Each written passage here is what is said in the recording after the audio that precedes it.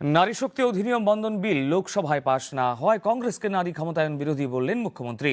আজ রাজ্য বিজেপি কার্যালয়ে কথা জানিয়ে মুখ্যমন্ত্রী বলেন, এই বিল পাশ হলে লোকসভা এবং বিধানসভায় মহিলাদের 33% আসন সংরক্ষণ করা যেত।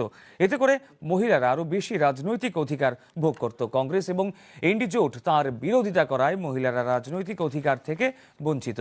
এদিন মুখ্যমন্ত্রী প্রধানমন্ত্রী নরেন্দ্র মোদীর জমানায় উজ্জ্বলা যোজনা থেকে শুরু করে বেটি বাঁচাও বেটি পড়াও সহ মহিলা উন্নয়ন প্রকল্পের বিস্তারিত তুলে ধরেন। সাংবাদিক সম্মেলনে উপস্থিত ছিলেন মন্ত্রী শান্তনা চাকমা, বিধায়িকা মীনা রানী সরকার, অন্তরা সরকার দেব, রাজ্য বিজেপির মিডিয়া ইনচার্জ সুনীত সরকার প্রমুখ।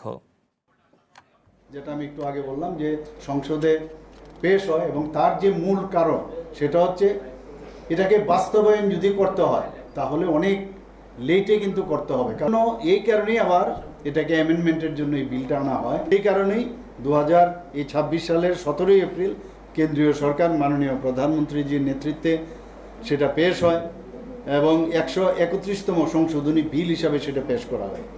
কিন্তু আমরা জানি যে সংবিধান যে এই সংশোধনের জন্য প্রয়োজন 2/3 সংখ্যাগরিষ্ঠ দরকার, যা লোকসভায় পাশ হতে দেয়নি বিরোধীরা, ইন্ডি জোটের ওরা এটাকে পাশ হতে দেয়নি।